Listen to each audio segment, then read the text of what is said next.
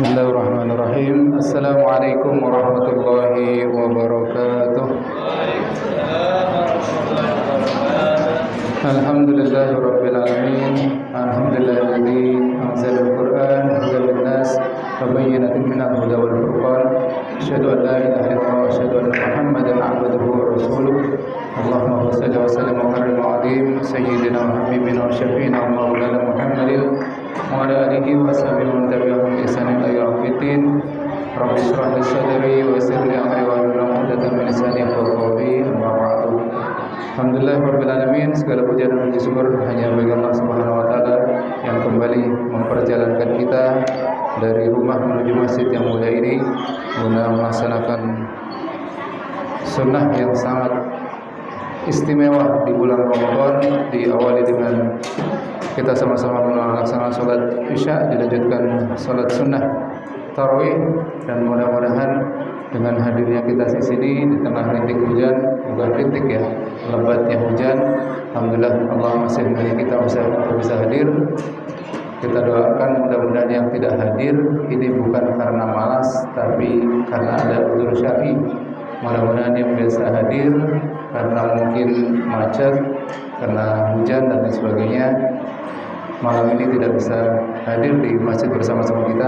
Mudah-mudahan kita doakan di malam-malam berikutnya kita terutama dan keluarga Villa Gading dan jamaah Al-Hakim pada umumnya Allah berikan kesempatan, Allah izinkan kita untuk semakin memperbanyak lagi ibadah kita di sisa bulan Ramadan yang tinggal beberapa hari ini. Mungkin jarang di antara kita yang teringat, yang sedih, Ramadan ini tinggal beberapa hari lagi. Rata-rata mungkin kebanyakan kita, saya juga, pikirannya udah lebaran, pikirannya udah mudik, pikirannya udah di rumah, udah di jalan. Alhamdulillah. Padahal yang diajarkan Rasulullah SAW bahwa di hari-hari terakhir Ramadan justru malah memperbanyak ibadah kita di akhir bulan Ramadan ini. Mari sama-sama kita ingatkan, kita usahakan semaksimal mungkin untuk kita semakin banyak beribadah, semakin banyak melakukan amalan-amalan soleh, dan mudah-mudahan ini yang akan menjadi asbab Allah Subhanahu wa taala menjadikan kita la'allakum tattaqun, la'allakum tashkurun, la'allakum yarshudun, seperti yang sudah dibahas kemarin ketika nuzulul Quran, menjadi orang yang bertakwa, menjadi orang yang bersyukur, dan menjadi orang-orang yang cerdas, orang-orang yang keluar dari bulan Ramadan semakin cinta kepada Allah dan Rasulnya, dan mudah-mudahan Allah Subhanahu wa taala pun akan semakin cinta kepada kita. Amin ya rabbal alamin. Baik jemaah rahimakumullah, ada yang ingin saya sampaikan adalah mengenai sunnah terakhir di 10 hari terakhir, terutama di bulan Ramadan, yaitu i'tikaf.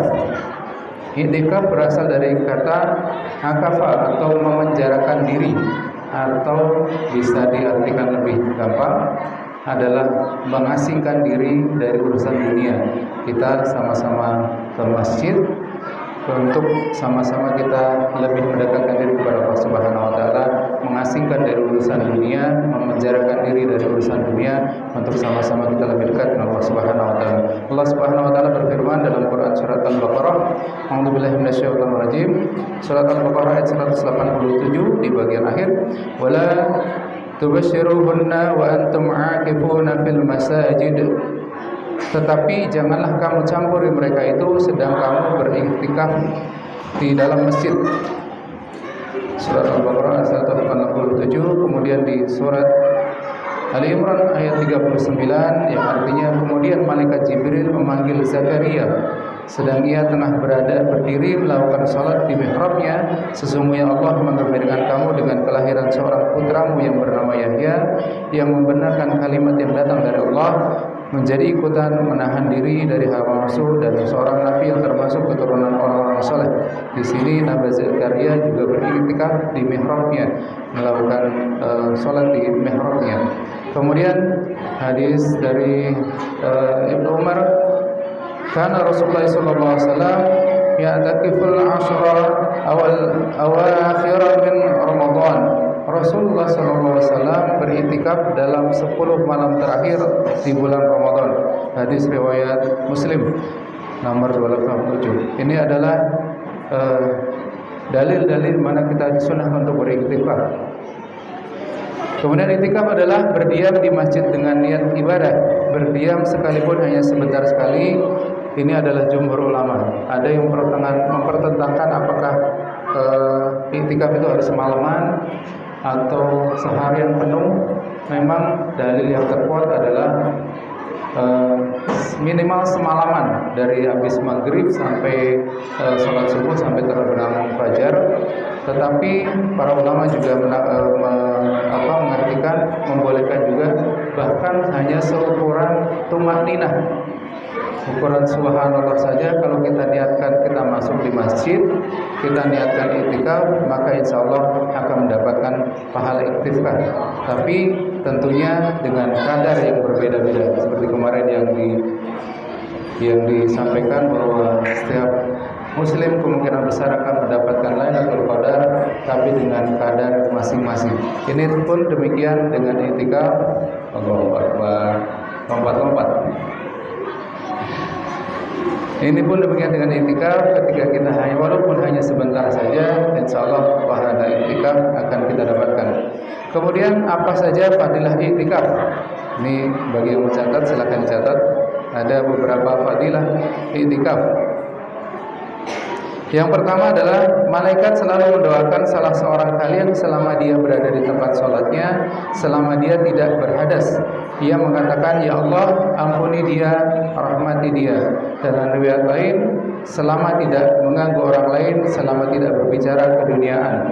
Jadi ini yang pertama adalah akan mendapat doa dari malaikat, yaitu pengampunan dan rahmat Allah Subhanahu wa taala. Dengan catatan dia tidak berbicara keduniaan di dalam masjid. Maka para ulama mengatakan yang paling sunnah, yang paling baik itu iktikaf di mana? Iktikaf di masjid yang kita tidak mengenal jamaah yang lain. Jadi kita bisa fokus, kita tidak terpancing untuk ngobrol, apalagi ngobrol keduniaan. Ini adalah yang iktikaf, cara iktikaf terbaik. Maka banyak juga yang misalnya kalau di masjid yang besar, biasanya di Atin atau di mana, ini dari jauh-jauh hari sudah mendaftar siapa saja yang akan iktikaf di situ, dan biasanya mendapatkan, sudah ada bonus-bonus di situ, bisa makan untuk iftar, untuk makan sahur dan lain sebagainya. Ini mudah-mudahan kita bisa mengikutinya. Yang pertama tadi yaitu mendapat doa dari malaikat untuk keampunan dan rahmat Allah Subhanahu wa taala. Kemudian yang kedua adalah ditulis melakukan kebaikan. Nabi SAW bersabda, orang yang beriktikaf adalah orang yang menolak dosa, mengalir pahala baginya seperti pahala orang yang melakukan seluruh kebaikan. Jadi seperti karena dia meninggalkan dunia, dia hanya berpikir fokus kepada Allah Subhanahu wa taala, melakukan sunnah-sunnah yang dilakukan oleh Rasulullah SAW, maka ini akan menolak dosa, kemudian mengalir pahala baginya, berbagai kebaikan untuknya. Kemudian dalam hadis yang lain, keutamaan beriktikaf adalah seakan memerdekakan hamba sahaya. Hadis Nabi SAW, siapa yang beriktikaf sekalipun hanya seukuran memerah susu unta. Nah ini adalah dasar di mana dalil di mana tidak boleh juga hanya sebentar. Seukuran memerah susu unta, artinya sebentar, maka itu seakan pahalanya memerdekakan seorang budak. Walaupun ini hadisnya dhaif, tapi kalau untuk fadilah amal kita bisa berpegang kepadanya. Kemudian selanjutnya adalah dibangunkan istana di dalam surga. Dalam hadis lainnya, siapa yang beriktikaf di antara maghrib, isya di masjid yang dilaksanakan sholat jamaah tanpa berbicara apapun kecuali sholat dan Quran, maka hak dari Allah untuk membangunkan 2 buah istana untuknya di dalam surga. Dari maghrib sampai isya berdiam diri di masjid, tidak berbicara keduniaan, fokus untuk ibadah, maka akan dibangunkan 2 istana di surga. Yang luasnya masing-masing istana adalah perjalanan 100 tahun, Masya Allah. Kemudian ditanam untuknya di antara kedua surga itu tanaman-tanaman yang jika dijelajahi oleh orang di dunia pasti mampu menampung mereka semua. Ini saking luasnya halaman taman yang disiapkan kepada orang yang beriktikaf tadi antara maghrib dan isya. Maka ketika pembahasan ini saya alhamdulillah beberapa kali kalau lagi libur, kalau hari Minggu, kadang-kadang saya kalau ini udah saya dari maghrib sampai isya dengan niatan mengamalkan sunnah ini. Ini yang diajarkan guru kami. Kita niatkan entah itu baca Quran, entah apa itu, tapi kita berdiam diri di masjid, kita niatkan untuk iktikaf. Yang selanjutnya syarat iktikaf. Yang pertama adalah orang yang mukallaf, yaitu seorang muslim yang sudah balik dan berakal, suci dari suci dari hadas baik kecil maupun besar. Jadi wajib suci dari hadas. Ketika dia berhadas maka dia wajib mengambil wudu kembali. Kemudian berniat iktikaf. Nah, ini syaratnya. Niat iktikaf kalau kita berdiam diri di masjid, kemudian kita walaupun melakukan amalan-amalan misalnya baca Quran dan lain sebagainya, kalau kita tidak niatkan beriktikaf maka kita tidak mendapatkan pahala iktikaf. Kemudian bagaimana niat iktikafnya? Nawaitu iktikafa fi hadzal majlis fi hadzal masjid lillahi ta'ala, atau niat hamba beriktikaf di masjid ini fardu lillahi karena Allah Ta'ala.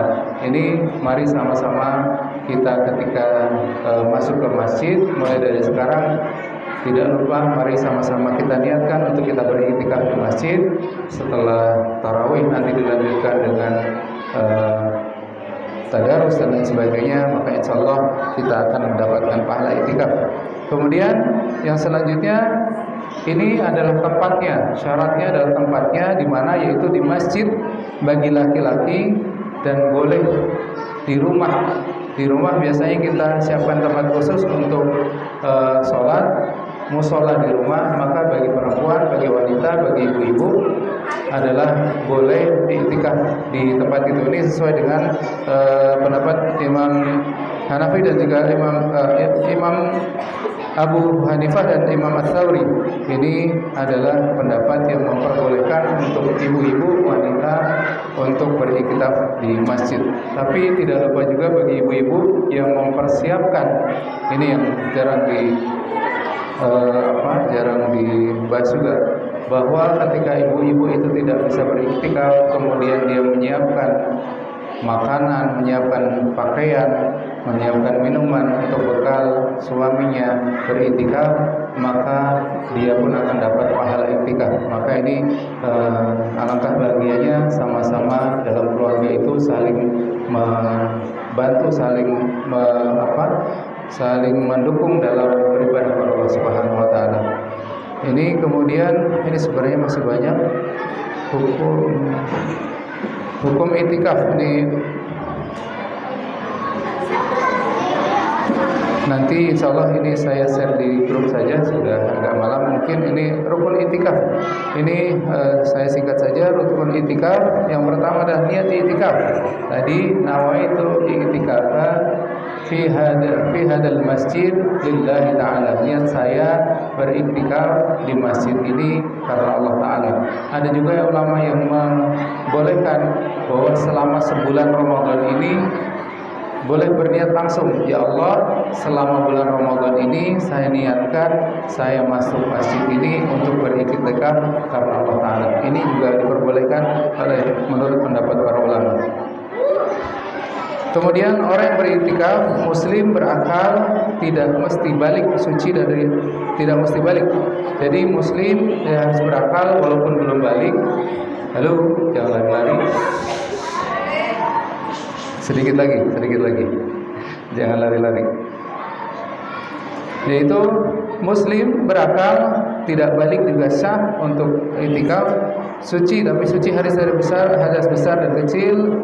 Dan ini yang penting untuk seorang ibu-ibu mendapatkan izin suami bagi seorang istri. Jadi wajib tidak boleh kabur dari rumah niatnya untuk beriktikaf. Ini wajib mendapat izin dari suami. Kemudian tempat iktikaf yaitu di masjid, kemudian berdiam diri di masjid. Ini adalah rukun-rukun itikaf dan sebenarnya masih ada banyak pembahasan lainnya. Insya Allah nanti tulisan ini akan kami share di grup, bisa dibaca, bisa dipelajari.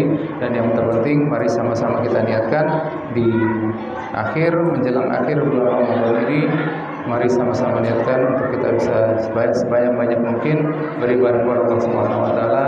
Kita niatkan dengan hati yang kuat, dengan keteguhan hati, kita berusaha semaksimal mungkin untuk sama-sama kita beribadah kepada Allah.